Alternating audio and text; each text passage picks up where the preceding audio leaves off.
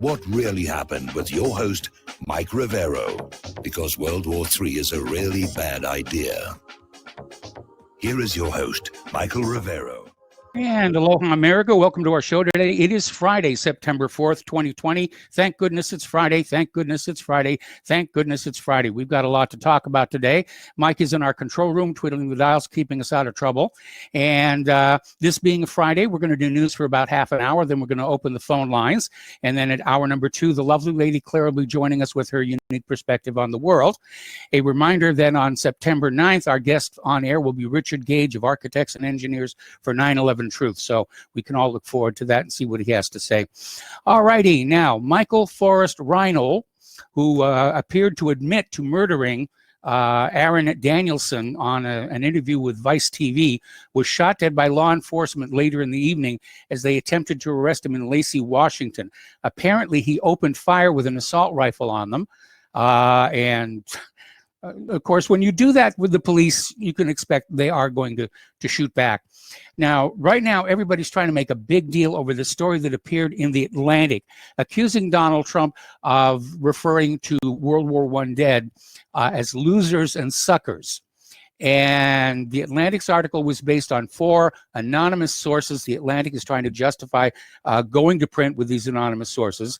And this is something that happened a while ago, but of course it's being brought up now ahead of the election.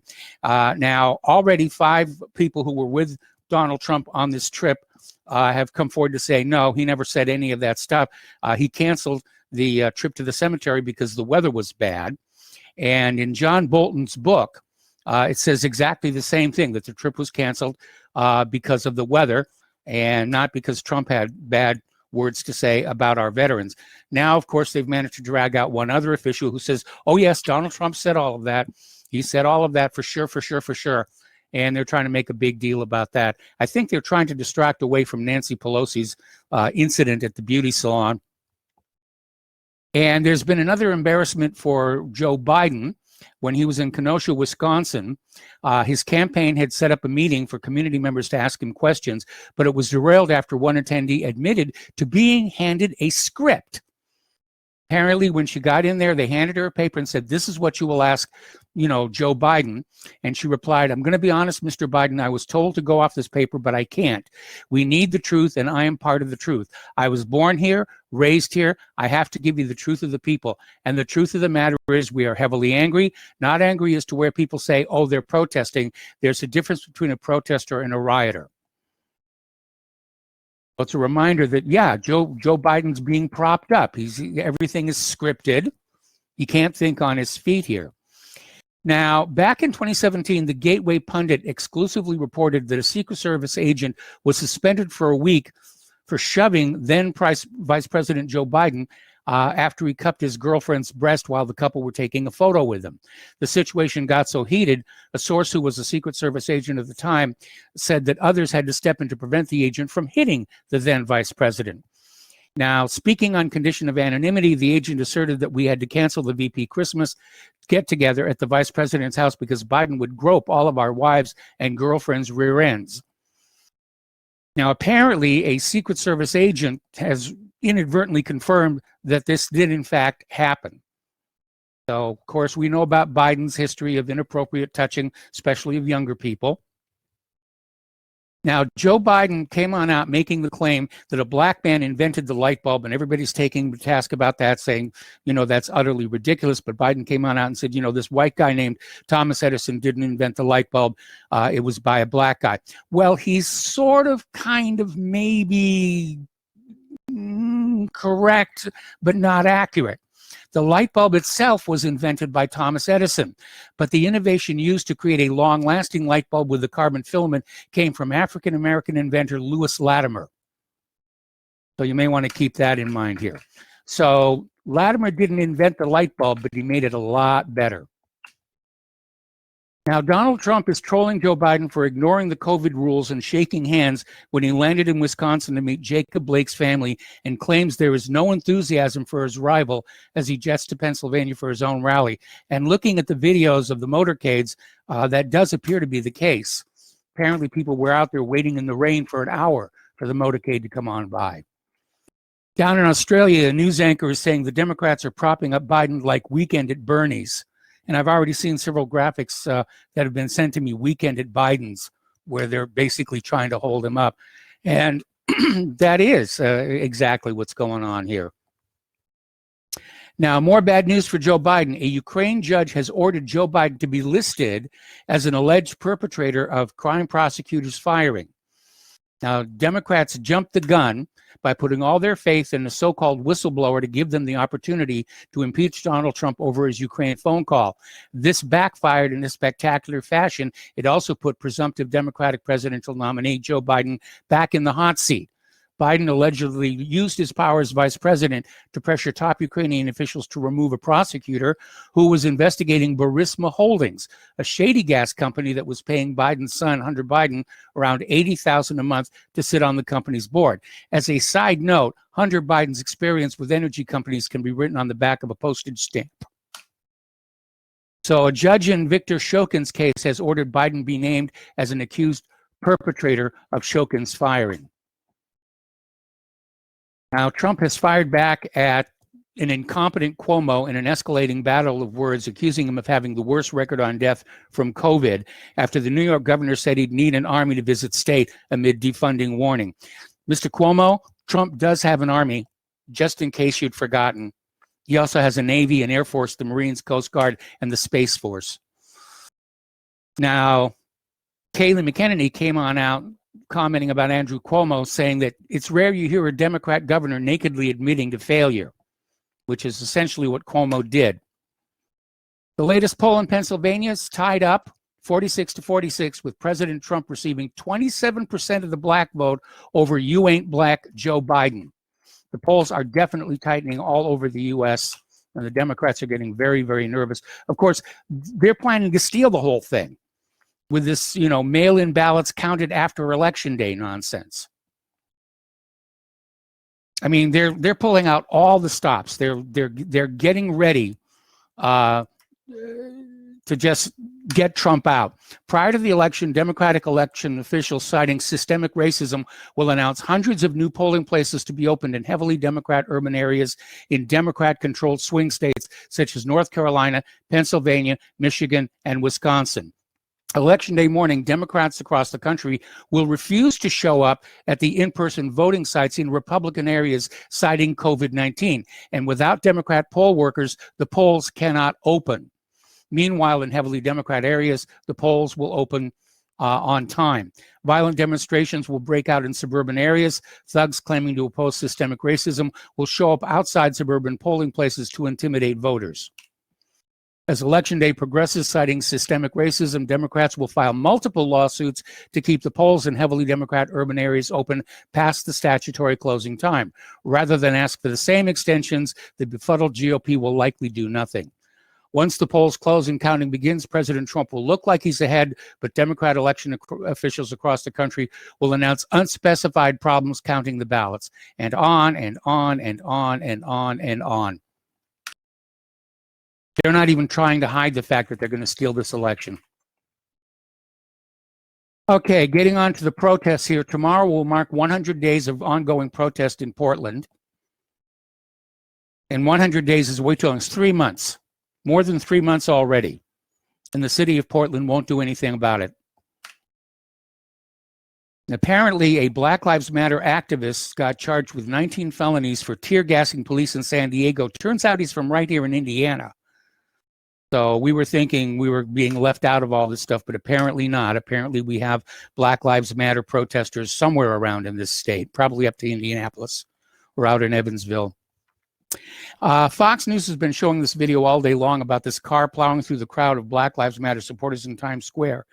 Demonstrators in New York City are injured as they protest the death of Daniel Prude, who was suffocated by cops with a spit hood as violence breaks out in Rochester, where it happened.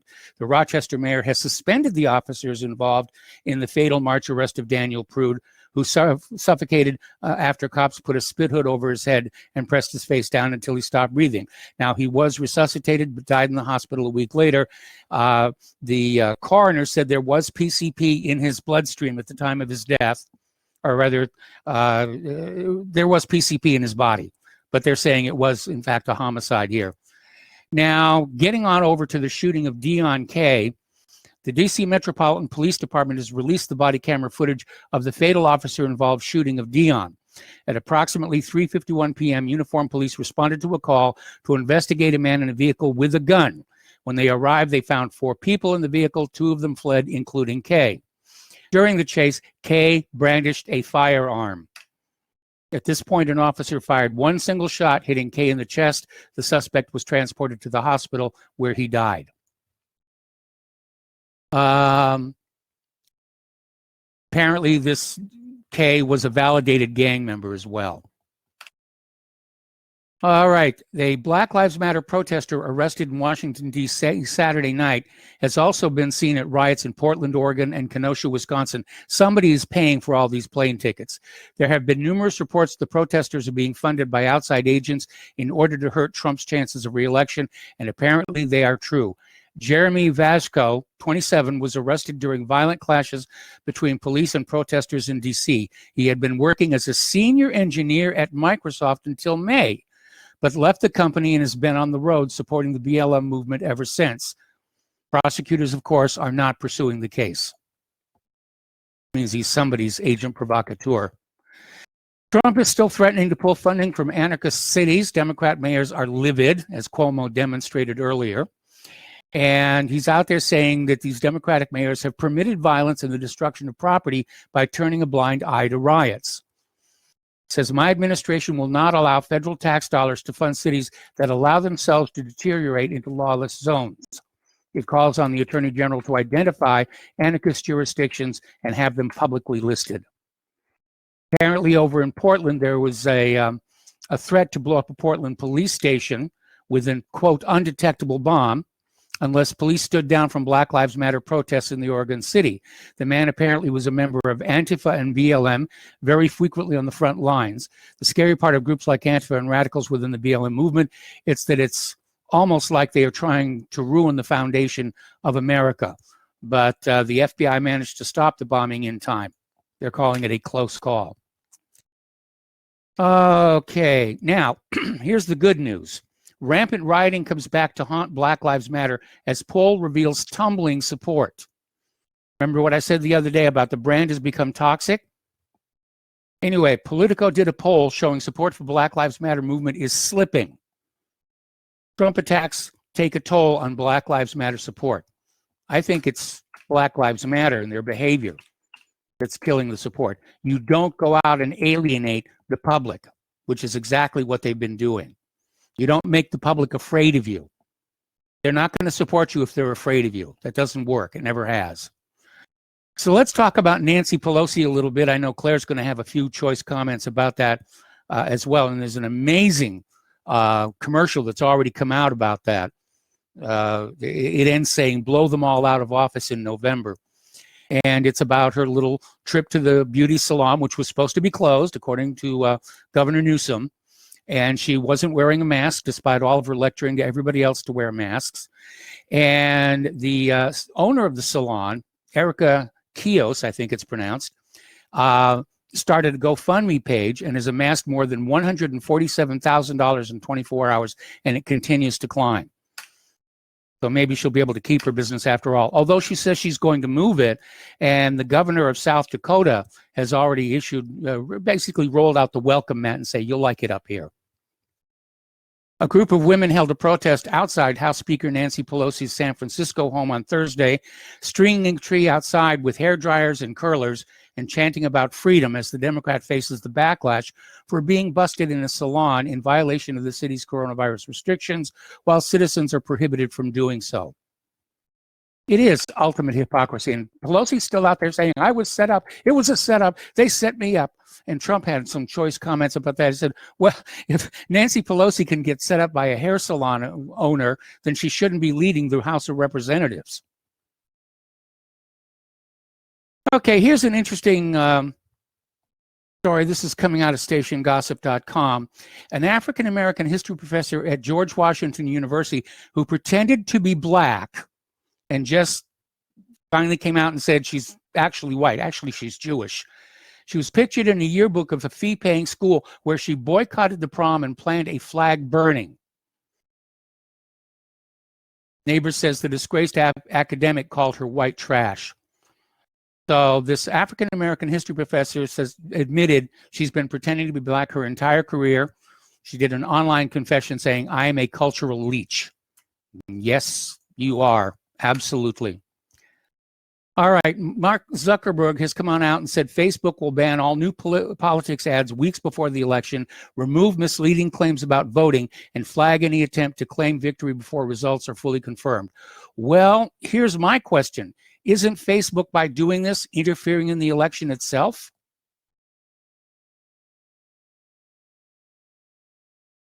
Now, Mark Zuckerberg says he personally told Donald Trump his rhetoric is problematic as he launches crackdown on election misinformation and warns against declaring victory prematurely. See, they're all going to this thing where Trump is going to appear to win on election day, and then they're going to come back with, oh, look, we found more of these mail-in ballots stuck in a closet back here.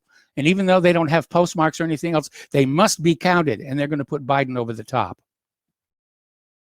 Now, Facebook is going to pay users to deactivate their accounts weeks ahead of the U.S. presidential election in a bid to understand how social media impacts democracy. Well, I'm wondering just which users they want to deactivate their accounts. Conservatives?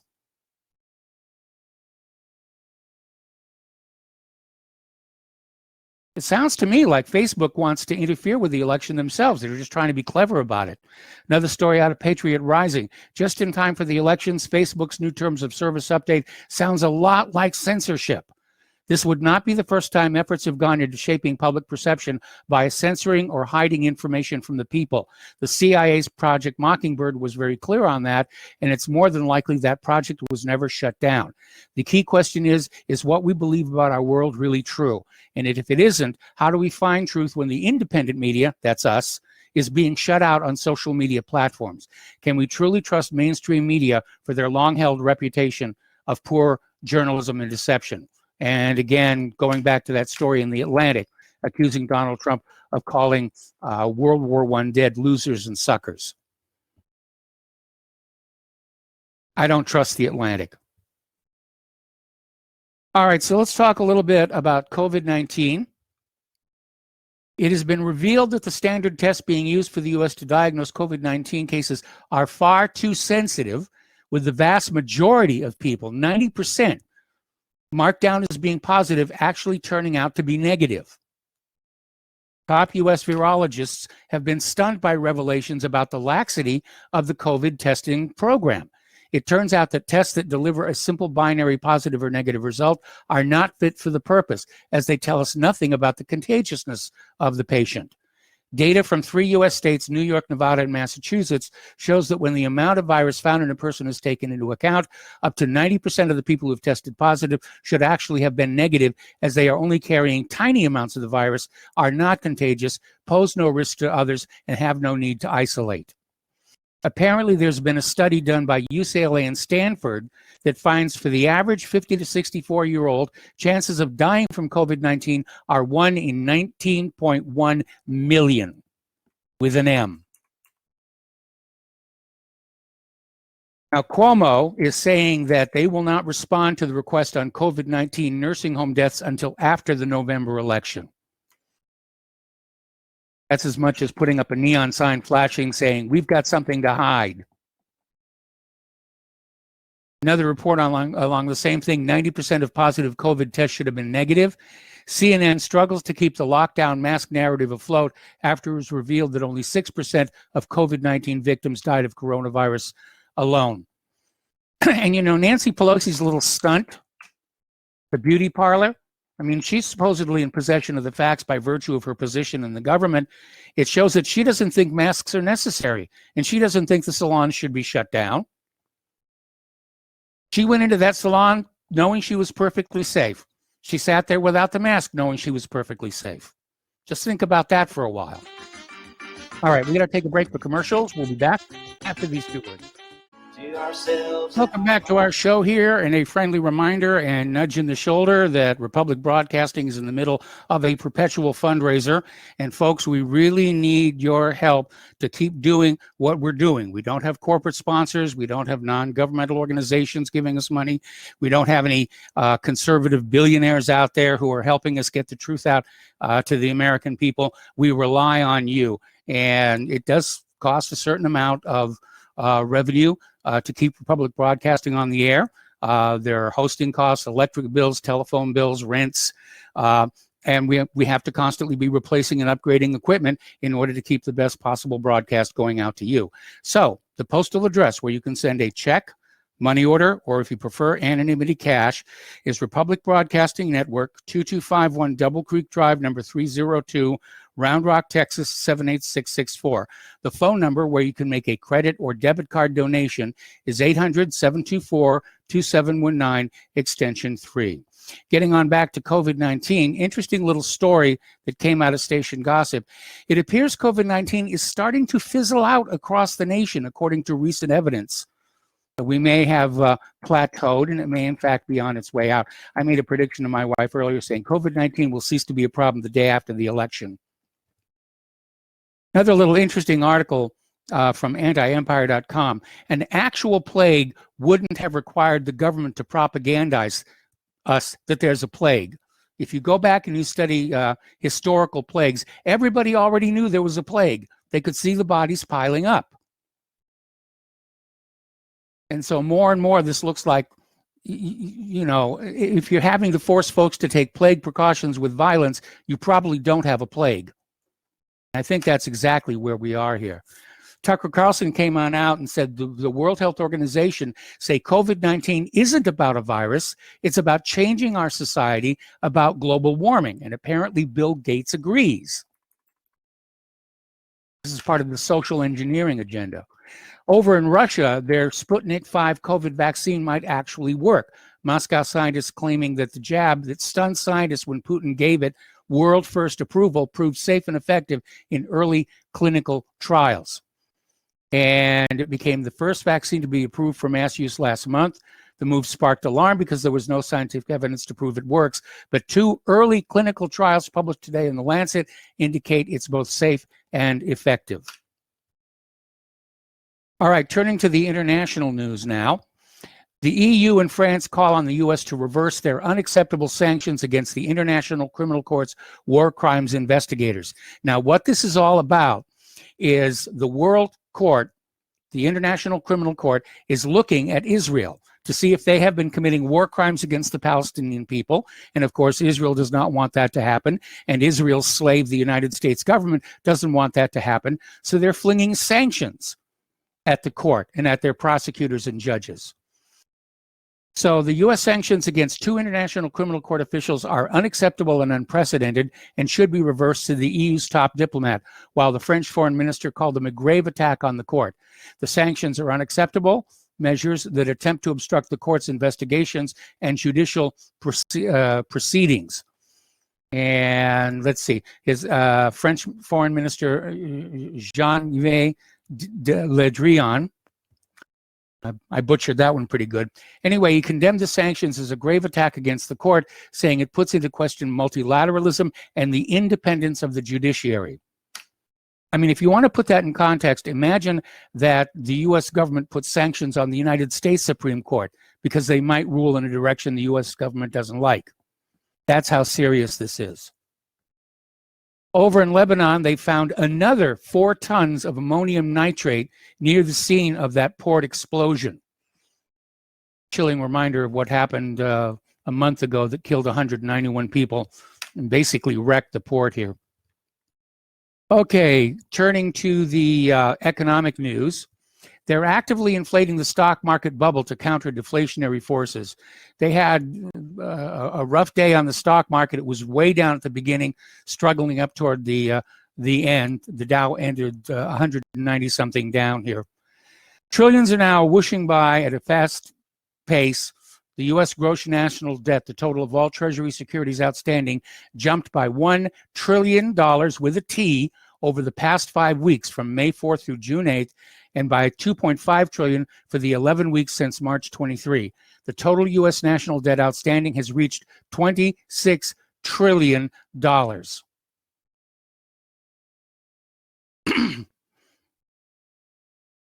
Now, the unemployment numbers are out, and they're saying unemployment is at 8.4%. Conceding for the moment that that might be an accurate number, it's kind of illustrative to watch the reactions to it, because the Republicans are saying, well, see, the economy's starting to improve. We're starting to get back from the COVID economic takedown. And the Democrats, especially Biden, are out there saying, well, it's not good enough. It should be more. And Trump is a failure because it's not higher employment. All right, we got to take another break for commercials. We'll be back after these few words. We're going to go ahead and open the phone lines now. We'll be right back. And welcome back to our show here, and the phone lines are open. 800 message that is pertinent to anyone who shops for groceries, eats food, or just has an inquisitive mind like myself. What I'm about to... There we go. All right, the phone lines are open, 800-313-9443. And Natural News, this story just now came in. Apparently, Natural News says that the Ford Foundation is actively funding Black Lives Matter and Antifa terrorism across America, and that the Ford Foundation is linked both to Joe Biden and Kamala Harris. So it's all just another psyop here. Okay, getting on back to other news here. The economic news. China to gradually sell 20% of its U.S. Treasury holdings, may dump it all in case of a military conflict. So that's the little nuclear bomb they're holding over Wall Street right now. If they were to dump all the treasuries they're holding, that would just crash the entire market. Ever since the early stages of the U.S.-China trade tech virus Cold War 4 years ago, there were frequent rumors, which eventually gave way to increasingly legitimate chatter, that China was looking to go full nuclear option by selling some or all of its $1+ trillion of U.S. Treasury securities, which incidentally has not been too far off the mark. After peaking in 2013, Chinese holdings of U.S. debt have been steadily declining, and not so steadily in the aftermath of the Chinese devaluation, and are currently near the lowest level in 8 years. Out in California, they're too broke to pay their pensions, but now they're looking at paying reparations to black people who were never slaves. Does this sound like wise management? Newsom? I don't think so. Do you remember Ebonics? It came and went some years ago, where they were out there saying, well, you know, listen, speaking good English is white supremacist, and apparently it's back now. After scholars decried English as an anti-black linguistic racism, the nation's leading academic language association acceded to the demand that black students no longer have to think about proper English, let alone use it. The Conference on College Composition and Communications has released an official statement demanding that teachers stop using academic language in standard English and teach the black language in college classrooms. In the statement entitled, "This Ain't Another Statement, This is a Demand for Black Linguistic Justice," a group of U.S. English professors issued a long series of overlapping and somewhat redundant demands regarding language use and teaching in higher education, including the rejection of standard English, and that teachers, researchers, and scholars put some respect, R-E-S-P-E-C-K, on black language. Power of Babel. Really. All right, we're going to go ahead and take a phone call from Dee in Florida. Hello, Dee. Welcome to the show. What's on your mind? Okay, I guess Dee didn't want to talk. Spacex has successfully tested a prototype of its Starship, which is developing with a view to Moon and Mars missions. The rocket is a long way from an inaugural manned flight, but Elon Musk is happy with progress. Apparently, he said, turns out you can make anything fly. Starship prototype serial number 6, or SN6, took off from a launch pad at SpaceX's facility in Boca Chica, Texas on yesterday. The stainless steel rocket ascended some 500 feet above ground, was able to land without complications less than a minute later. This was the second successful test flight by SpaceX in a month, with an SN5 prototype performing the same stunt on August 4th. The company released an impressive video from the launch, which combined drone footage and shots from the cameras installed on the rockets itself. Way to go, Elon. Way to go, Elon. Okay. Now, the Justice Department is planning to file antitrust charges against Google in the coming weeks as Attorney General Bill Barr sets a September deadline over some lawyers' objections to finish the federal inquiry. I think this would be a really good idea. I mean, Google is a monopoly search engine. A lot of the other smaller search engines are using Google servers and Google sensors, Google filters. Okay, looks like we've got Dee in Florida has come back. We had a technical glitch there. Dee, welcome to the show. What's on your mind? Hey, Mike. This is Dee. Hey, I was calling because I think a lot of people are not really seeing the big picture. And okay. Because everything we get is kind of parsed. And so I kind of want to give you a couple different things that I've seen from this COVID perspective, right? Like, for example, once they started to shut down these, pretty much worldwide, they shut down the economy so that they could bring in this state of need. Like, it's, what do they call it? The Hegelian dialectic? Hegelian dialectic, yes. Beg for, that's right, yeah. So people will beg for, like, world communism. They're going after, like, for example, the food supplies because they're going to go test for COVID at, Foster Farms and other places. Like, I think California is doing most of the testing right now. You've got Michigan doing it as well. And the immigrants are on a couple of different levels. Most of them are leaving the farms because they don't want to get tested, because they know if they get tested, that means quarantine, that means no work. And so they're basically going after the food supply. And this is another thing that communists do, is they go after the food supply. They did that in China. They did that in Russia. And so you can see what they're doing, and they've demoralized our men as well. Through divorce court, for example, one of the reasons why men will pretty much lose so much, such as the children and the money and things like that, is because they're actually teaching the divorce attorneys to say that either they were assaulted or molested. You can actually find that video. You can watch, there's a video called Divorce Corp, and they show how it's a big corporation with lots of money involved. But at the same time, what they do is they know that no judge will give custody to a father who's been accused of abuse or sexual abuse. Then you can see how in every movie, it is pretty much white men are bad. Either they're pedophiles, rapists, everything besides a good, wholesome thing to be a white man. And that is how they demoralize the people. They're demoralizing the white, which is the majority. And since we are like one of the last gun-owning countries, they know that they have to get a civil war going in this country. And they've done this in Yugoslavia. They did this in other places as well. They do division based upon either by class or by race, things like that. Mm-hmm. And what we can see here is they're dividing the people based upon race. But at the same time, we see mostly white people out there. And a lot of times what you see is, like, for example, you'll notice that some of the people that are at the head of this have a certain name. And when you look over that name, you start to realize, well, you can see who the instigators are. For example, the Rittenhouse shooting. You notice one of the names of one of the people that was shot. Look at the head of Antifa, and you'll not the head, but actually a few steps down, and you'll see who they are and what they're planning. So they've done this before, and they've done it for years and years and years and years. And I think what they're planning next is they're going to pretend to assassinate Trump, because they're setting up the stage for this.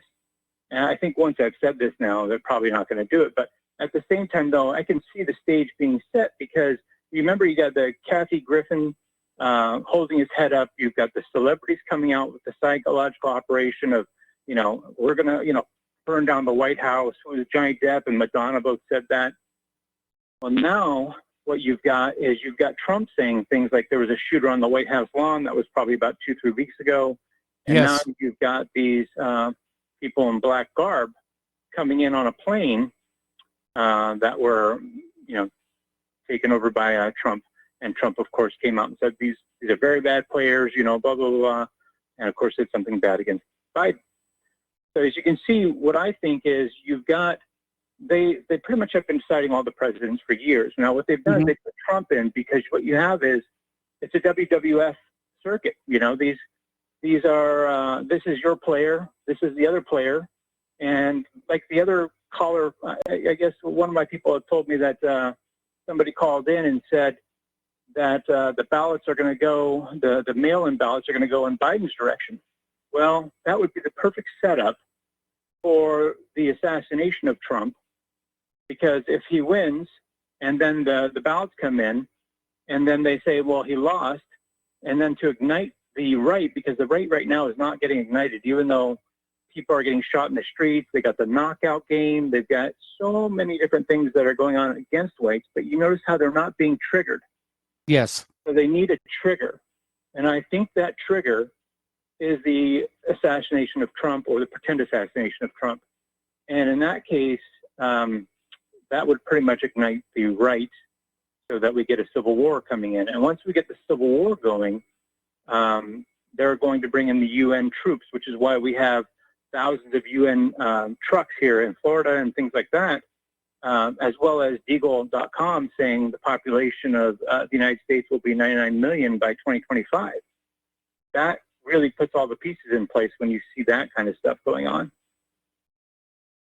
That's an interesting scenario, and I wish I could argue against you. I don't know about the pretend assassination of Donald Trump, but I think that if in point of fact Trump is the winner on election night, and then a week later they say, oh, well, look, all the mail-in ballots went for Biden, I think that could definitely stir up more trouble. And right now, because of all the rioting by Black Lives Matter and Antifa, the U.S. population is primed for violence. Right, and it's been let go by Trump. Trump has not done anything yet. At the same time, that's exactly what we pay our taxes for. As a matter of fact, when they started the Army was supposed to defend within our borders from all enemies, domestic and foreign. And right now we have a domestic problem with communists. You know, they're raising the fist of communism, actually taking over and destroying our economy on top of COVID. How is that okay? Well, I don't think it's okay. I know, but they don't listen to me. What I'm saying, as a president, I can see how he's using it for, possible election gains. But when you look at it as a president's point of view, if we had, Thomas Jefferson in there, this thing would be cleaned up in 30 minutes. And yes. He's got Thomas Jefferson on the wall.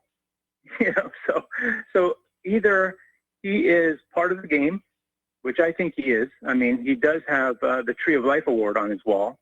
Yes. So, it is very possible that he's part of the game. And if he's part of the game, then we are looking at, basically the only way that they're going to take out the guns from the United States is to get this civil war going. Because you notice how much pushback they've been getting. There's yes. no way that they're going to, even the sheriffs, they said no. So the only way they can bring in, world communist government is by taking away the guns from the United States. That's the bottom line. That's what I see. Well, you know what happens when you take away the guns? I mean, you look what's going on down in Australia right now, where people are being arrested for Facebook posts. And it's going to be coming here if we surrender our guns. They also use psychological operations such as, let's say, for example, if, I'm not saying that video is fake, but if it was fake, it's to keep you shut up. You see what I'm saying? Yes. So one of the things that they really want to do, they used didn't work in my case. Everything is about fear. Right, exactly. And you notice how they're shutting down all the Facebooks and all the YouTube channels all over the place. I've been studying this for 10 years. And they're doing it because they don't want us to organize. If we organize and we inform the masses, it's over for them. It can be. But the thing is... Well, I've been trying to organize and inform for going on 30 years now. And unfortunately, what you said before is right. The right refuses to be triggered, which if we want a peaceful country, that's kind of a good thing. But at some point, there's going to be enough of a provocation. Somebody obviously wants to stir up a huge amount of trouble and possibly get that civil war going that you're talking about. Well, I think that the last thing we want to do is for us to start killing each other. And no, they I did don't that want in Yugoslavia, they did that in China. So I think the best route for us to do is to, at the price of a stamp, send what I just said in a letter to your neighbor. You know what I mean? And just say, for the price of a stamp, send it forward to the next neighbor. That kind of thing, and billboards, as well as calling into talk shows and, start putting this out there and saying, hey, look, is it possible this is what's going on? Because we need to get this out far and wide so people stop what's going on and start, because a lot of black people are against Black Lives Matter. Yes. So if we get the masses getting, rallied up and saying, enough with this COVID stuff, get the heck out of here. We know who's behind all this. It's time to get out of our country and stop messing with us. Then maybe we have a chance. But we have to be not afraid and not so complacent. I know we're entertained by our televisions and what's going on in the news, but if we don't take steps, there's going to be, I don't want to see us down to 99 million people like Deagle.com. Deagle is a military arms website. So why are they putting up our population being at 99 million by 2025? That's not good. No. Anyway, so good luck to everybody out there. I hope you're all prepared, but I think you got about maybe 6 more months to a year tops. No, I think it's really going to start coming apart after the election if they pull that stunt with the mail-in ballots. Anyway, Dee, thank you very much for the phone call and the warning. We're going to switch over to Paul in New Jersey. Hello, Paul. Welcome to the show. What's on your mind? Hello, Michael. Michael, I hope John Stadmiller is, going to be able to do something to calm Jamie Kelso down tonight, because the fact of the matter is his head's got to be exploding from the article in The Atlantic by Jeffrey Goldberg titled, Trump, Americans Who Died in War Are Losers and Suckers. Now, listen, I'm going to tell you, if he's really thinking that behind the scenes, I like it, because I think a lot of that myself when I look back into the what happened in the 20th century, all the unnecessary deaths, all the unnecessary wars. I find it interesting that it's, here it sounds clearly Jewish with a name like Goldberg, that Jeffrey Goldberg is basically got to uphold our World War I and II narratives, which is you got to fight the Germans, you got to fight the Germans, you got to fight the Germans. And whenever we fight the Germans, that's clearly the best thing we could ever do, the most patriotic thing an American has ever done. And what's ironic about this is I doubt Jeffrey Goldberg was in the military, and I always don't, and I don't like people who are chicken hawks. I've said on your show, I'm a dove. I'm always been a dove. I live a dove, and I talk like a dove. I look at the World War I and II, and all I saw was a genocide of European people. That's all I see. Complete waste. It achieved no objective whatsoever, just to cull the European population of some of their finest, best people. And so I think it's ironic that here Jeffrey Goldberg, again, he's the champion of warfare. Okay, Paul, I'm going to have to put you on hold. Sure. Hold that thought. I'm going to come right back to you after these words from our sponsors. All right, Paul, keep on going. I guess we're going to miss this last commercial break. Go ahead.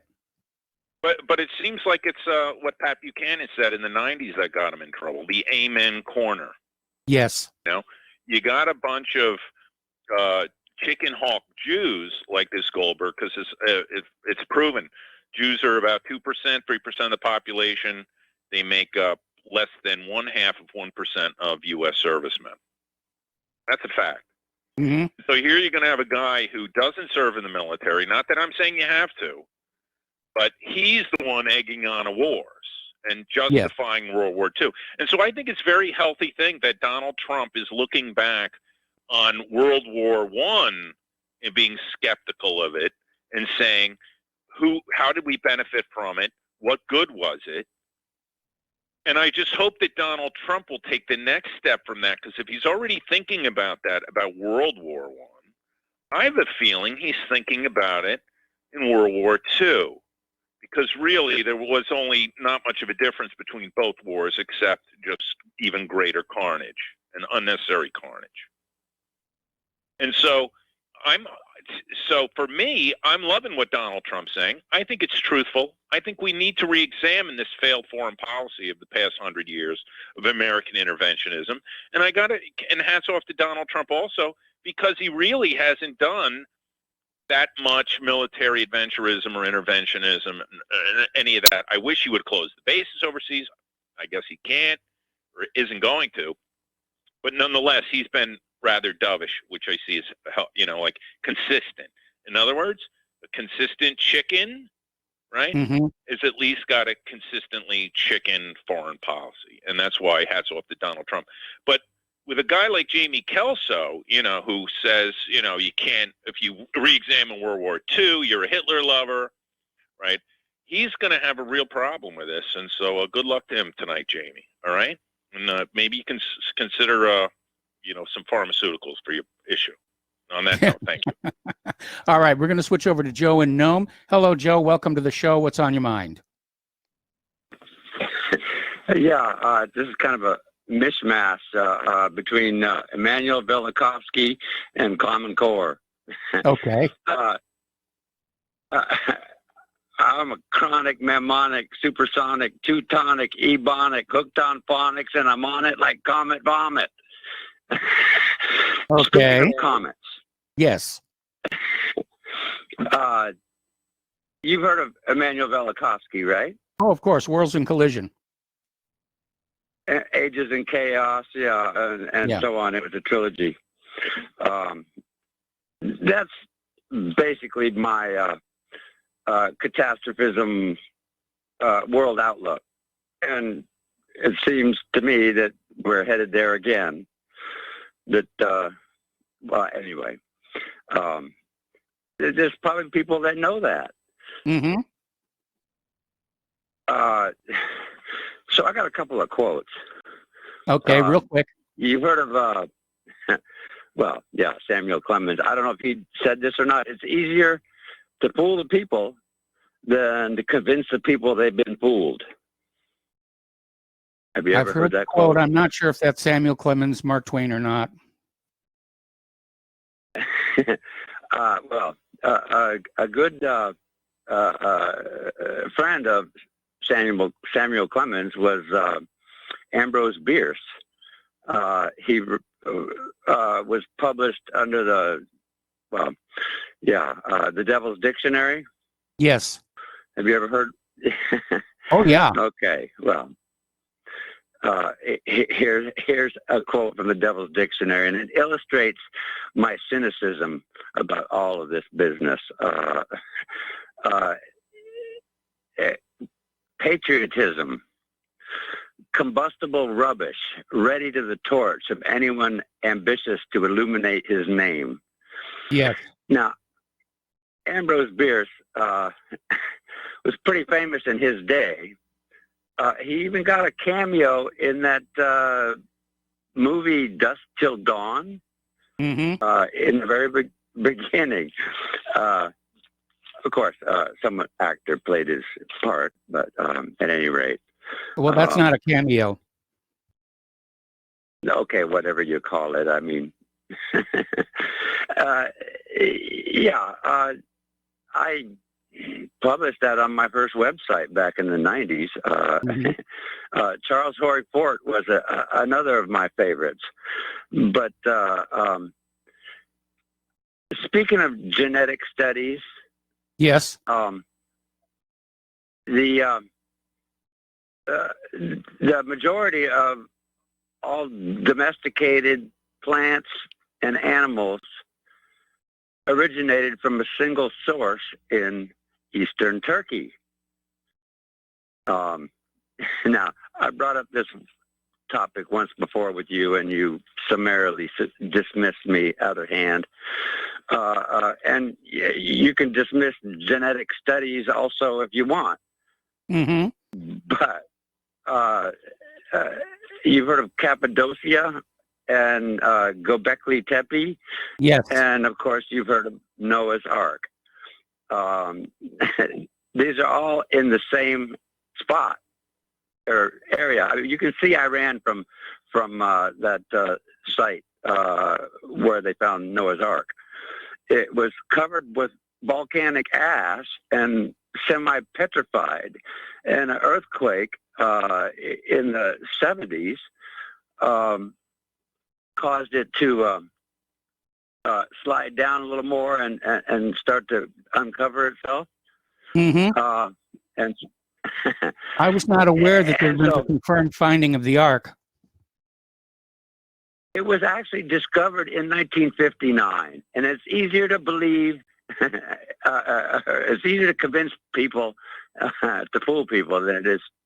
Anyway, back to that. And yeah, this business about Trump assassination or attempted, that's totally biblical too, as far as revelations go, in my opinion. Okay, well, Joe, we're going to have to let you go. We got to take a break for station identification. We'll be back after these few words with hour number 2 and the lovely Lady Claire. Welcome back to our show, hour number 2. And for those of you watching on YouTube, this gorgeous creature sitting next to me is the lovely Lady Claire. And we have a few more phone calls to get through before I turn the microphone over to her. So let's go to Joe in Tennessee. Joe, welcome to the show. What's on your mind? Hey, Michael. This whole article in the Atlantic is a bunch of nonsense. I mean, it's total propaganda.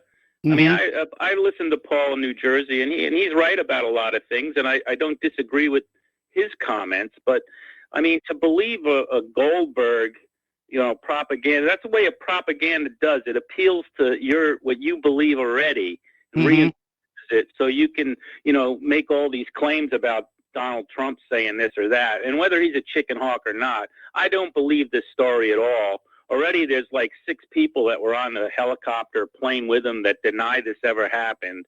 And this is not the first time the Atlantic made a smear.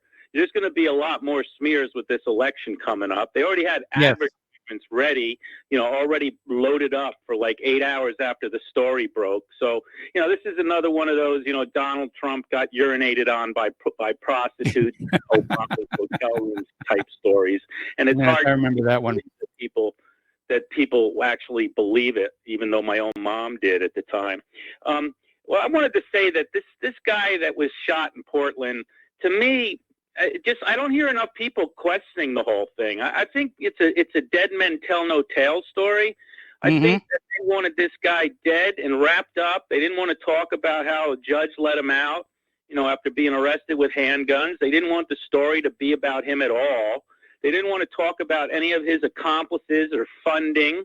So now you're not going to get any more investigation. I was very disappointed when I heard that he was shot, although he does belong. I'd like to see him dead, but after a trial and in a proper form, like a public execution. But meanwhile, there's going to be a lot of information that died with this guy, and I'm very upset about it. And I'll guarantee you that you're not going to hear anything more. I mean, was this guy a federal government agent? For all we know. I mean, they do all kinds of dirty tricks, and he might not be working for Barr's Justice Department, but we have a lot of rogue agencies in this country running around. Yes, we do. False flags and stuff like that. And what really bothers me is you won't see anything else. You won't hear anything about the guys that were with him, the other car, the people mm-hmm. saying they're one of those Trump supporters, the other voices, the judge, who he was connected to, the money that financed him. So this whole thing stinks, and it bothers me. It's another like Epstein type thing where he commits suicide. Give me a break. And I'm very disappointed in it. And just for an informational source, I want to know more about this whole story. But we had a guy down here, 5 miles from my house, a black truck driver. He slaughtered 3 women working at the local gas station. One of those pilots where you could go in and get hot dogs, or 20 different kinds of coffee. He was murdered. He was ready to slaughter the 4th, and he got shot by a state trooper. Now, I'm glad he got shot because it prevented him from killing another one of the women. But they found a book in his truck, and it was full of all kinds of racial stuff. But because he was shot, that was it. You never heard about it. I wanted more information about what was in that book. What did he say? What was he connected to? Well, in the current media climate, I mean, when a white person does anything bad to a black person, it's headline news. But when a black commits a crime against whites, it's ignored. It's absolutely dropped. No, I mean, where I live, there's like no murders. And here's a triple murder, almost a 4th murder, plus a police shooting that killed a black guy. And yet, it was like on the local news one time. There was no follow-up. There was nothing. It was just the one day. The next morning, by the afternoon, that was the end of the story. And to me, that's a huge story. We don't get 3 homicides here in a year. And we had it all in one day. But, it's just an example. The same thing's going to happen with this guy in Portland. Dead guy, boom. That's the end of the story. Everybody just move on to our next freaking, narrative. But anyway, thanks for hearing me out, and have a nice weekend. All right, same to you. We're going to switch over to Peter in Los Angeles. Hello, Peter. Welcome back to the show. What's on your mind? Mike, I agree completely with Joe's skepticism, with his desire to see more information, how this will now be a dead end as to who's funding it. But I also want to point out, it's a related topic, about an article which I sent to you by Paul Craig Roberts that is talking about how basically it's a Jewish academic driven narrative that's absolutely permeated our universities and now our societies, which is the anti-white, white guilt about everything kind of situation. I highly recommend this. Is on UNS.com. Look under Paul Craig Roberts. He then references, and there's links to Tucker Carlson, who talks about how now there are contractors and companies that are giving. You have to, for instance, the Minneapolis school superintendent, check your whiteness. Is your instruction to the teachers and faculty? And you have to go to re-education camps, like right out of the Cultural Revolution in China. And all this is basically driven by this left-wing Marxist, and let's be completely frank about it, Jewish thing that has been going on. And it feeds right into the narrative about, of course, they control the media as well as academics, as well as the banks, about how it never gets covered. Things like that never get covered. By the way, the guy before that, the guy from New Jersey, Paul, yes, talking about Jonah Goldberg. Jonah Goldberg is not a chicken hawk. By the way, during the 90 war, like Rahm Emanuel, when we were at war, and I was in the middle of the Saudi desert and all that stuff, Jonah Goldberg, along with Rahm Emanuel, put on an Israeli uniform and went to Israel. And Jonah Goldberg was a guard in an Israeli prison during the Gulf War. That's where his loyalties lie. But I also sent you something to just show you how heinous these people can be. Not only will they bury all this stuff and any link to Soros or any of the people like the Jewish lady who's the finance master of Antifa and Black Lives Matter, that'll be killed. And you remember, and there was an article on Mondo Weiss today, and it was called I sent this to you as well, along with another one, about how the Israelis are no longer turning over the bodies of the Palestinians they murdered. Yeah, I saw that one. They're just keeping them. And I sent you another one because I went back to 2009, and I put a little comment on you. Are they getting back into the organ smuggling business, where it references a bunch of arrests, a bunch of rabbis, a bunch of Jewish mayors in New Jersey who had an organ smuggling business.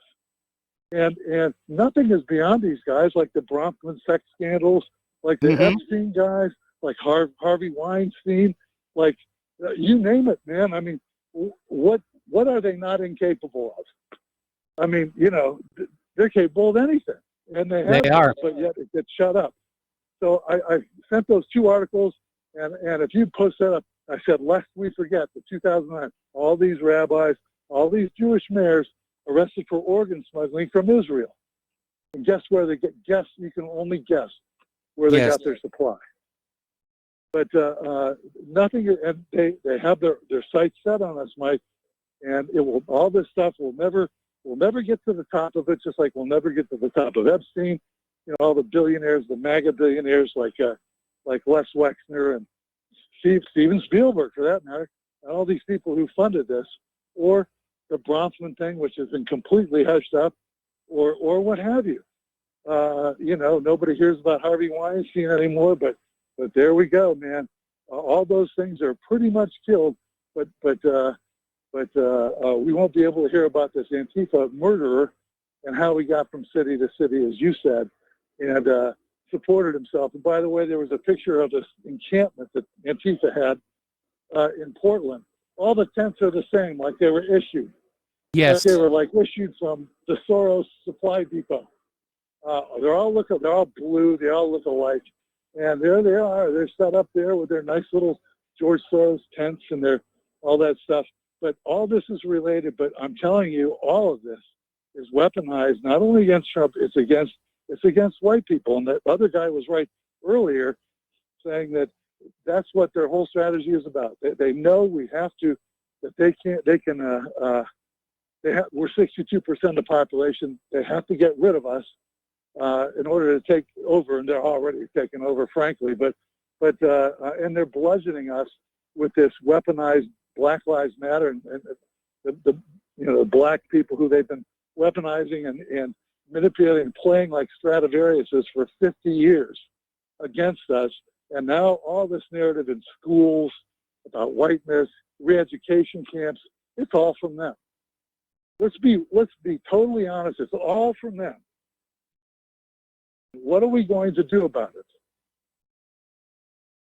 What is your suggestion?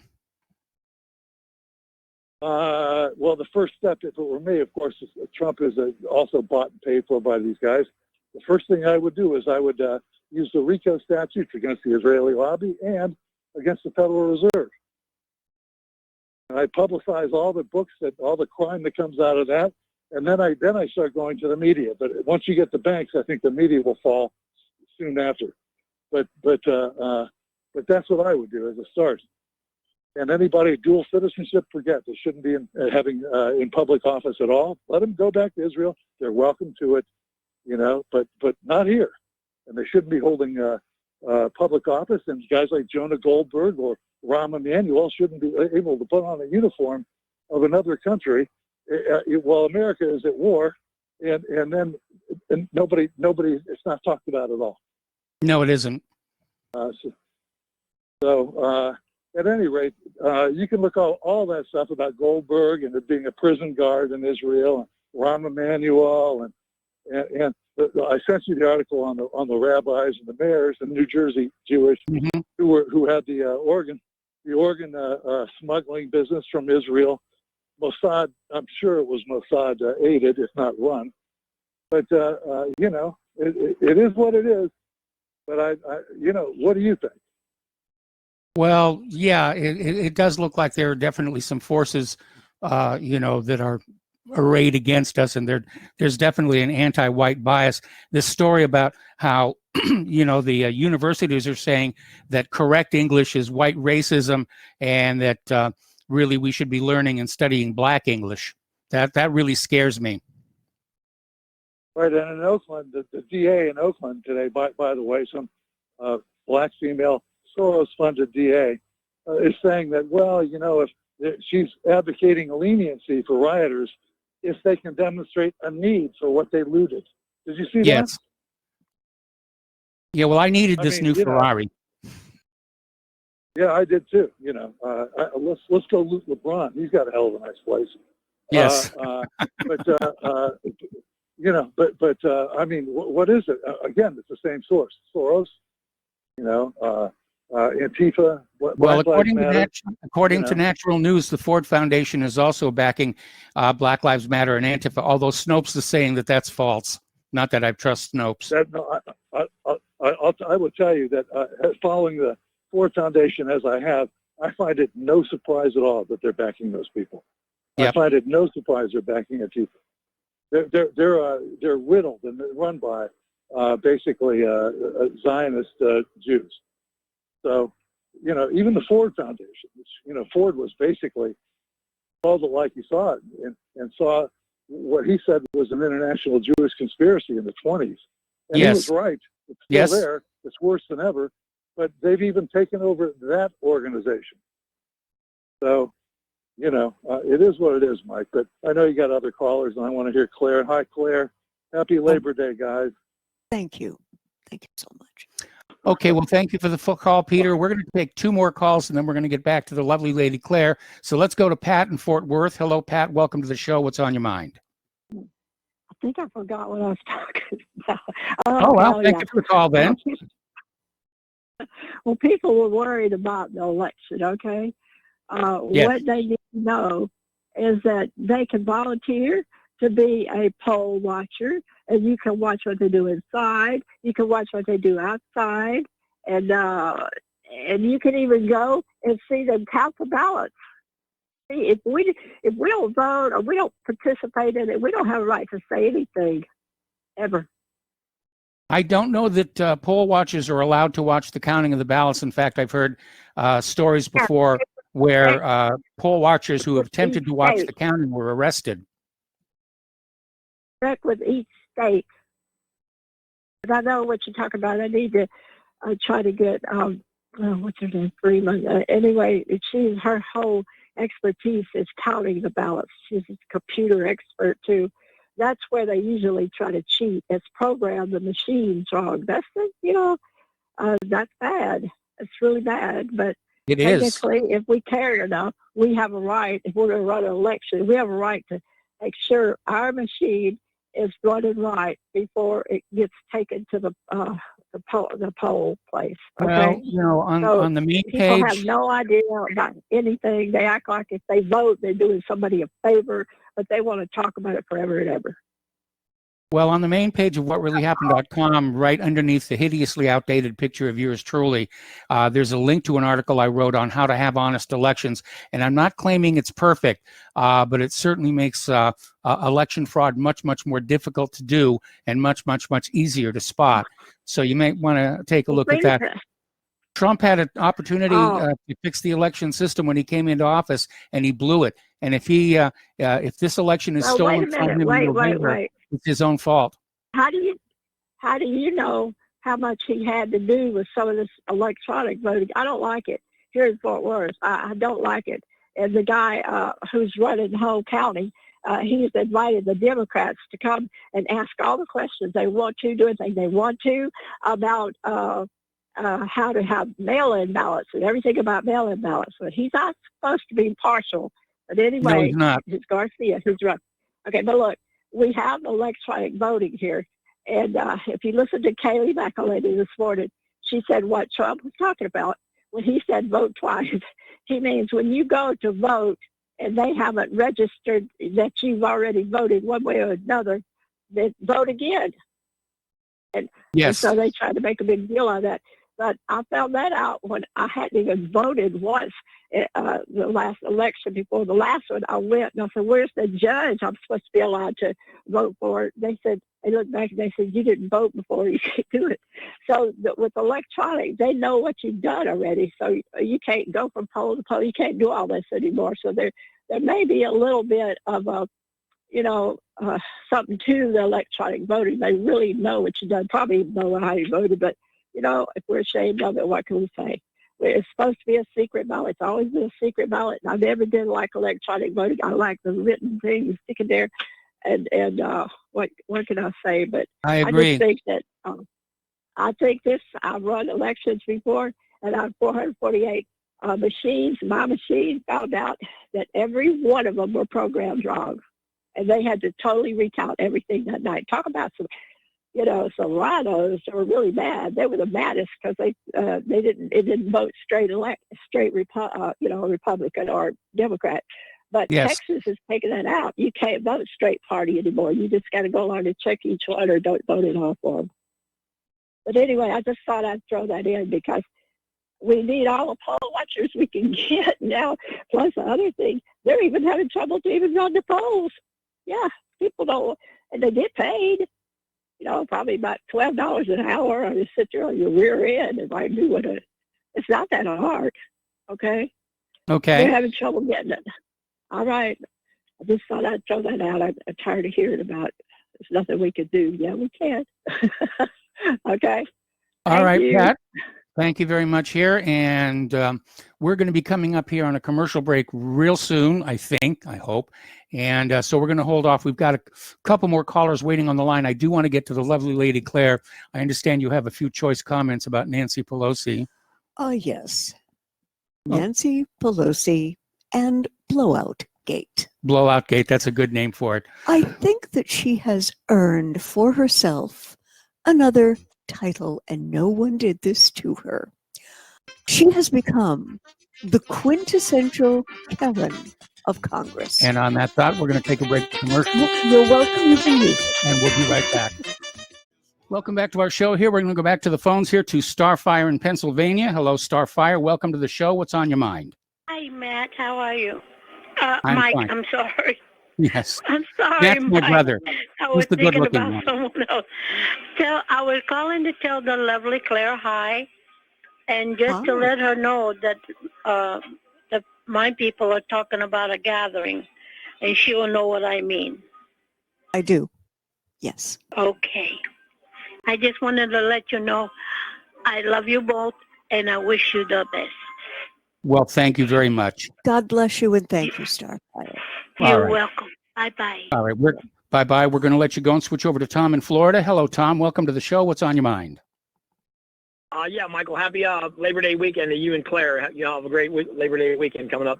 And by the way, Starfire, I wish your husband would call in more often. He's a good caller. I like him. You have a great weekend too, Starfire. Yeah, her husband talked that one time. It was really cool. Anyway, Mike, here's what I want to talk about. I got to get this off my chest. You had that guy yesterday from California, Joe, call in your show before me, and he said, I'm crazy. But here this guy's writing a play about a washed-up NBA player that is going to go homosexual or transvestite, whatever it was, and he's writing a play about Take It to the Hole. He had another screenplay he's doing, what was the other one, Flagrant Foul, Mike, or something like that? Well, that was one of the guy, names Joe from California. that was one of the names. And by the way, it's a screenplay. It's not a play. And, I mean, you know, the idea is right. basically this washed-up NFL player who decides he's going to identify as a woman because he can play with the WNFL. Oh, I thought it was a basketball player. I don't know. Anyway, the guy's calling me crazy. I think he's a little crazy. First off, he's living in California, Mexifornia, so... Actually, in the current climate, that screenplay may actually sell. Well, you know what, Mike? I got a better idea for that guy, Joe. Why doesn't he write a screenplay about Nancy Pelosi and call it Take It to the Hole, or what Kamala Harris starring Kamala and Nancy and Impeach 45, Impeach 40. He can write a screenplay about Maxine Waters, Nancy Pelosi, and Kamala Harris. They're off from California, and he can call it Take It to the Hole and put Joe Biden as a co-star. I mean, you know, come on. You know, let him sniff the hair or whatever. I mean, you know, this guy wants to call me out and call me crazy. I thought that was kind of crazy, to tell you the truth, Mike. But, you know, I didn't call you about that, actually. It's much I want to talk about what they're trying to do Trump now. And what he was 2 years ago, he was in France. Now they're saying he was talking on the soldiers and all that, which is a lie. You know, it's a big, filthy lie. Now they're using lame brain McCain as the reason they can attack this guy. And the fault, like somebody called, one lady called in, but these about rhinos are behind this too. A lot of these Republican rhinos are doing anything to take Trump out, like Romney and all these scumbag rhino Republicans. And, you know, even Bolton, even this criminal Bolton couldn't even say that he heard anything like that. And the guy who works for Fox, John, whatever his name is, these guys never heard Trump say any of that. That's all a big scam. But the guy that wrote is writing a story for the paper that's saying this is a schmuck. He's a Zionist occupational government type. And he's the one that's trying to break the story now with the Atlantic. That Trump was, these people are all anonymous, Mike. Come on, where's the tape? Where's anything on this? It's all a big crock to do anything they can. But Biden's the one that's really probably talking about all these soldiers are suckers. That ain't Trump that's calling them suckers. It's bumbling buffoonery Biden. And that guy, Joe, if he wants to write a screenplay, start using those people out in California or using the Democratic Party. Here's your screenplay there, Joe. Not about a washed-up NBA or NFL football player. What kind of nonsense is that? I'll tell you what he can write a story about if he's going to use basketball. He can get why don't we have a midget league, Mike? So we can all watch. Listen, I'll be a season ticket holder for a midget basketball league. As long as they're under 4 foot and they put the basket up at, say 5.5 foot, 6 foot, I'll pay. I'll be a season ticket holder. I'll pay $1,000 for a season to watch a bunch of midgets play basketball. I think it'd be fantastic. I put the NBA right out of business. I think the NBA would be kicked right out to the curb. You know, they'd be like a tumbleweed. They roll up, dry up, and blow away. That's what I think would happen to them. Well, actually, right now, the NBA is in serious trouble because they've been doing so much politics, the fans are turned off. The fans don't want to go to games to have politics shoved to them. They want to go to the games to see that ball go through that basket. No, I agree, Mike, and that's why I'm saying the midget basketball league would take off like wildfire. It'd be like a wildfire. But, you know, Mike, getting back to Pigs Pelosi, did you hear now that Trump, I think Trump did something brilliant. He told the lady who owns that beauty salon to run against her. I think she could beat Pelosi. And now, what is it? 700 people were in front of Pelosi's house today. Beauty salon owners were in front of her house protesting. Did you hear about that? Yeah, they hung How many was it? hair dryers 700? and curlers in the tree. Yeah, I think that's wonderful. I think Trump did a great thing there by telling that lady in that beauty salon to run against Pelosi. And I believe she could beat Pelosi. I think the little piglet would get kicked out. She'd be turned into bacon if this lady were run against her. You know, these Democrats, all they are is filthy, hypocritical, nonsensical, bumbling liars. And their buffoonery that they get away with is unheard of with all these major news networks. And every one of them is controlled by a bunch of, I don't know what you call them, like Kabbalah reading rascals. That's all I can call them, rascals. They're little rascals. And they're getting away with all this filth. But, you know, that guy Joe, you know, I am crazy, I guess. You call me wild thing. I don't care what you call me. But I am what I am. And you know what? I just tell the truth, the whole truth, and nothing but the truth, so help me God. If people don't like it, well, you know what? They can lump it. All right, Tom, we're going to have to let you go. We got to take another break for commercials. Okay, We've got guys, one more caller. We've got one more caller waiting after the commercial break, and then we're going to turn the mic over to the Lady Claire. Welcome back to our show here. We're going to take one more phone call before the lovely Lady Claire gets on the microphone, and that's Dustin in New Jersey. Hello, Dustin. Welcome to the show. What's on your mind? Hi, guys. Hey, Hi. Mike, Tom. Yeah. This is Tom. Little Rascals. Mike, Claire, don't drink the milk. Remember that? Why? It's spoiled. Remember that episode? Yeah. Little Rascals. Yeah. No, they don't make shows like that anymore, huh, guys? No, they don't. Yeah. Okay.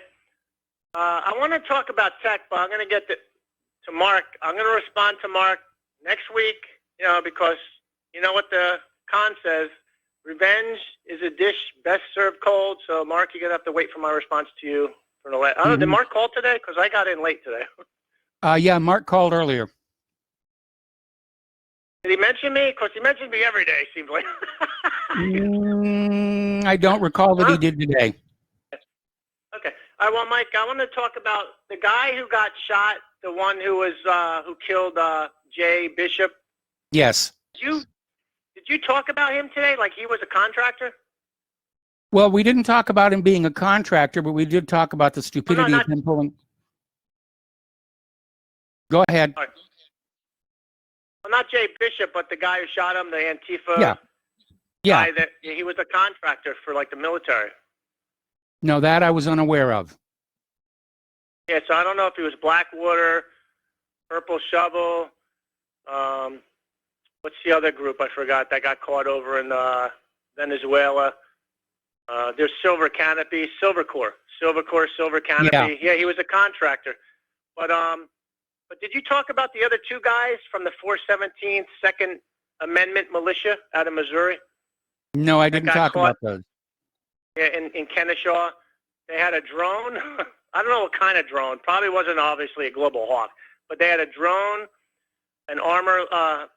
An AR-15. I forgot the name of the company. I think a 100-round clip, which would be the barrel clips, a whole bunch of ammunition, shotgun, and a silencer, and a whole bunch of handguns. They got busted by either the state police or somebody tipped them off in the hotel room. But there was the two guys. I forgot that one was Cody something. But yeah, they were from the 417th. So it's not like I said. It's on both sides, guys. You know, they're all coming in out of the woodwork. Is it orchestrated? I don't know, man. I can't make that decision because we don't have enough. You know, we don't have enough evidence either way. You know, because like we'll never know really. You know, we can make assumptions, but Mike, on tech before Claire gets on with her last half an hour there. Hey, did you see, Mike? Do you know anything about? I mean, the new PC hard drives. You know, the M.2s, the NVMe drives. Have you been following any of that? Not too closely. Did you see the new standard? Well, you know what the M2 and the M.2 NVMe drives are basically look like a stick of RAM. Yes. You know, it's basically flash memory that snaps into a little slot. Samsung announced their 980 Pro. I don't know how much it's going to be, but it's probably going to be more than I can afford right now. But it does same here. That's why I'm not paying attention. But it does 7,500 megabytes a second throughput. Yeah, that's pretty good. Yeah, and then also, did you see with, have you been following the NVIDIA announced their new top-of-the-line 3090 GeForce card? It has 24 gigs of RAM on it. It does beastly ray tracing. So all you people who do graphics, that might be the card to get at $1,500 if you can swallow that amount. Yep. You know, but isn't it amazing how far we came? 24 gigs of RAM on a video card. Oh my God! You know, like we used to have 128 megabytes. Remember on Windows 98? Yep. And then before I get off the phone, I don't know if you know the Nintendo Switch. You guys heard of the Nintendo Switch, the little Nintendo Switch handheld Nintendo has out, like a game console? Yeah. Did you see, Claire, if you can go on YouTube, and you guys can go on YouTube, check out this, it's called Mario Kart Live. Basically, you get a remote control car with a camera on it, you put it on your floor in your house, and you play the game on your Switch, and the game drives, like you drive around your living room. That's the course. And you know what? You heard of AR, right? You heard of VR and AR? Yes. AR is basically like real life, but with basically virtual reality type things thrown in that real life environment. Yeah, augmented reality. That's right. So basically, you're driving this little remote control car with a camera around the course you make in your living room on the little Nintendo Switch, but it creates like thunderstorms with the AR part on the Switch and like confetti that comes up, splats on. Check out the trailer for it, guys, like who are listening or in the tech. It's called Mario Kart Live. It's a pretty neat thing to see, and that, you know, I'm like, that's a cool kind of tech. I'm telling you. Imagine playing a flight simulator with little planes in the air, and then on your like computer screen or something, you'll have real world environments, but you're just flying them around outside, say, you know, but you're playing them on like a little handheld. So check it out if you get a chance. That's all I want to say. I'll call back Monday. Have a good holiday weekend. Call back on Tuesday. Call back on Tuesday. We've got Monday off, okay? And Mike, stay away from crowds. Wear your mask, guys. Don't go near a lot of people. Okay? All right, guys. Have a good one. All right. Thanks an awful lot. We're going to close the phone lines now, and it's time for Claire to finally share with us her wisdom. Well, I don't know how much wisdom it is. It just struck me as very interesting timing. Apparently, the Democrats have introduced legislation to, drumroll please, declare racism a public health crisis.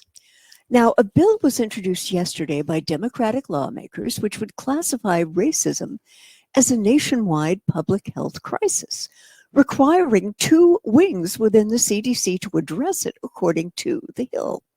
Now, it's titled Anti-Racism in Public Health Act. It was crafted by Senator Warren and House Reps Barbara Lee, Ayanna Pressley. It's co-sponsored by Senator Mazie Hirono. Crazy Mazie. Yeah. Another Democrat. Ed Markey, Jeff Merkley, and Tina Smith. Okay, but then what? You know, this sounds wonderful, but Mike, how are you going to quote unquote address racism? How does this actually happen? And how is the CDC going to be involved in it? Drug everyone who has been accused of racism for whatever reason? I'm sure they're going to come up with a vaccine, you know, the anti-racism vaccine. Oh, wow. You know, $400 a shot. If you don't spend the $400, you're a racist. Yeah. Now, one of the things that could be done to tamper down or perhaps even eliminate racism completely, I think, was to make sure that every minority student, no matter what the minority was, got the same kind of education that President Barack Obama got or Michelle Obama got. But that would take money and a complete retooling of our educational system, and the powers that be aren't going to allow that to happen. Because when people are disadvantaged, and you wind up with generations of people who are disadvantaged and on public welfare, they can be controlled. People who can really think and understand critically how to think critically can be a little controlled, but they can't be intellectually controlled. Now, I don't think there's ever going to be a medical mechanical cure for racism, other than just to remind each other that we are all of one race, and that's called human. And in light of that, Mike, I think this legislation is sound and fury, signifying absolutely nothing. Well, it's just a justification for more draconian actions in the name of combating racism, including, I was only half joking, a racism vaccine, as it were. But if you really want to end racism, first of all, you have to realize we're living in a government and media structure that actually promotes racism to keep us divided and conquered. Oh, yeah. And certainly what Black Lives Matter and Antifa are doing in the streets of America right now is not helping matters. It's like the police say it's only a few bad, apples in the police force. But as one of the protesters had a sign saying, you fit the general description. And unfortunately, the more these Black Lives Matter and Antifa people burn businesses, and even including black businesses, by the way, people are going to generalize and say, well, this is just how they behave. Yeah. And that is negative too. I'm changing course here. Apparently, there has been a huge gas discovery by Turkey. Invade. Yeah, well, apparently, Turkey's economy minister, Berat Albayrak, has said that the discovery of a large natural gas field off Turkey's Black Sea coast is going to change Turkey's political axis. And what he said was neither the West nor the East. Turkey's new axis is Turkey, he said. And this guy happens to be President Erdogan's son-in-law. Now, the discovery is estimated at about 320 billion cubic meters of deep sea gas. And Erdogan is saying that, it's going to be a new era. But there are some caveats to this. Number one, Erdogan has announced that production at the site will start by 2023, which is, wow, talk about timing. It's the year that Turks go to the ballot box for presidential and parliamentary elections. And of course, officials in Ankara are hoping the discovery will meet Turkey's natural gas needs for 7 to 8 years and earn the national economy somewhere around 60 billion. Unfortunately, there are reasons to be a little bit cautious and skeptical about Turkish optimism. Hydrocarbon discoveries in the shape of breaking news have been part of Erdogan's propaganda machine since 2004. That's 16 years. That's a long time. It's within reach, and then all of a sudden it suddenly disappears. Yeah. And one columnist had I hope the guy doesn't get jailed, but this is the 9th discovery since then. I was hoping for them to discover ready-to-use gasoline this time, and that was stated by Yilmaz Ozdil. What I hope this does, but I seriously doubt that it will, is tamper Turkey's enthusiasm for drilling in disputed regions as they are off the shores of Greece, where this activity could soon generate a shooting war between Greece and Turkey. Very embarrassing, because both of these countries are actually NATO members. Yes. And speaking of which, we had a very interesting incident, because the Turkish defense minister personally flew in an F-16 over the Aegean Sea. Now, this comes to us via almazdarnews.com. And apparently on Thursday, the Turkish defense minister, Hulusi Akar, inaugurated the year of flight training 2020-21 for the Air Force by conducting a tour on board the F-16 over the Aegean Sea between Turkey and Greece. And he flew the fighter over the Aegean Sea, passing the Dardanelles Straits, where he saluted the Martyrs' Monument that commemorates Ottoman Turkey's World War I victory against the Allied forces at Gallipoli. Mr. Akar, what the doggone heck were you thinking in pulling this stunt? At best, it's really bad theater, and at worst, it could well provoke your NATO ally Greece to respond militarily. And to the Turkish political and military, can you guys please stop pressing the crazy button for a moment and start working on intelligent, hard-won negotiations to resolve your hydrocarbon disputes with Greece? The Turkish people are a very bright people. Turks, I know this. I've met some Turkish people in my life. You guys can do this. Okay. Okay. And now we come to another Very interesting moment for the Secret Service. We made a reference to this earlier in the show. This is some more details about it, though. Oh, Lord. It's just, it's awful, Mike. It's hair pulling out time. Apparently, the Secret... Don't pull it out until Biden sniffs it. Oh, dear. Oh, no. Tell me that was your evil twin cousin, Raul. That was my evil twin cousin, Raul. Apparently, the Secret Service has now admitted to destroying records in alleged Biden breast grabbing incident.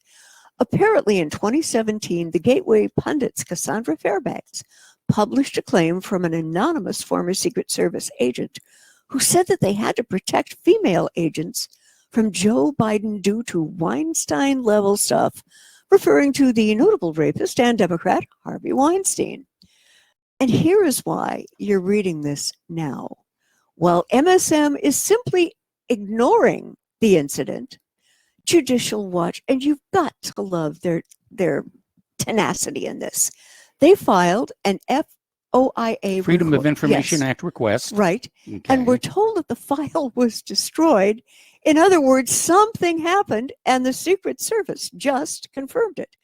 Via the Judicial Watch, their FOIA request made on May 12th of this year sought all records related to a reported incident in 2009 in which a United States Secret Service agent reportedly was involved in an altercation with or attempt to strike then Vice President Joe Biden during a photo op.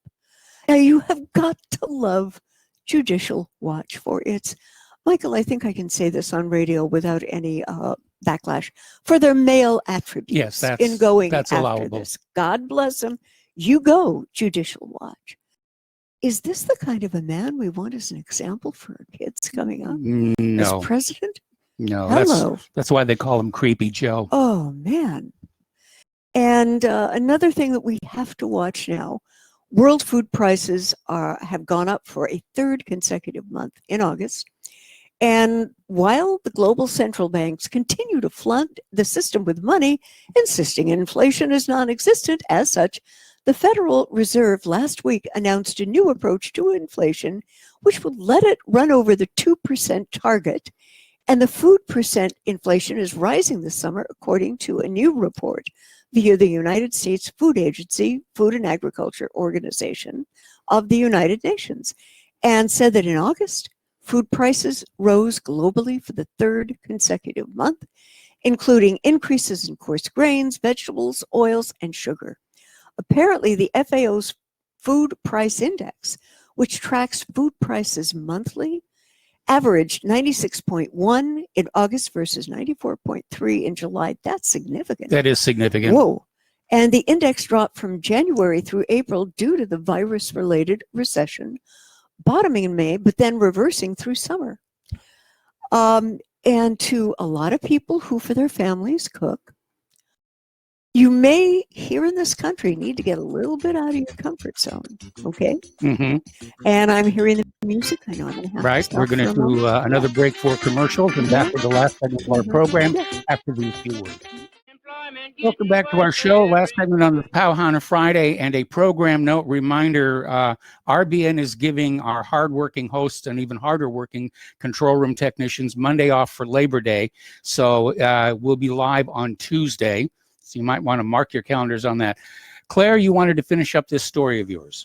Yes, I did. And most of us in this part of the 21st century have gotten used to food that almost seems magically to cook itself in a microwave or in plastic or in something. And I would suggest it might not be a bad idea for you to get out of that comfort zone about cooking and preserving in order to better feed your families no matter what comes. Now, I kind of had to sort through this on my own, but this means learn how to slow cook, learning how to use a crock pot, dehydrating, and learning to cook over an open fire. Now, these are not bad life skills, and looking at how brilliantly the French use this in preparing bœuf bourguignon, okay? Mm-hmm. You do have an advantage. You do have some better choices. Yes. Also, if you haven't, and if you can, get a chest freezer. Yes. Like right now. because with the absolute chaos that has visited our agricultural lands in this country, yes, food's going to go up, especially again, up in Iowa. big Yeah, time. it's going to go up. There are going to be shortages. Yeah. And if you're going to get a chest freezer, you also want to get an emergency generator that's capable of keeping that freezer going. Otherwise, if the electric grid goes down, all the food that you've got saved up is going to thaw out and go bad, because you can't eat it all in one setting. No, and you may want to, and again, the preppers are going to rule on this. Storable food, dry food, stuff that, you can pile up in the garage and not have to worry about for a while. Right. And it does give you, when you kind of learn a few of these skills, it does give you a peace of mind that is helpful. I know that the situation feels very strained out there between what do they really know about the COVID-19, this unrest in our streets. And I want all of you to kind of take courage. I want you to talk to people who are like-minded, who are logical, who are critical thinkers like yourselves, and develop some alliances, develop some relationships. Maybe it's with some people in your church who think a lot like you do. Yes. You definitely find this in this part of Indiana, Definitely. And that's something to be said, where you know that you can trust the people, let's say, living next door to you, because they're good people and they're kind and they will work with you in the case of an emergency. The other thing you need to know is what you can barter. What gifts and skills do you have? What gifts and skills do people around you have? I can do balloon animals. Anyway, this is music. It's time for us to get on out of here. Have a great Labor Day weekend. Please drive carefully. Don't drink and drive. All the usual platitudes we have out there. Maintain your social distance. And we'll be back on Tuesday. Aloha, America.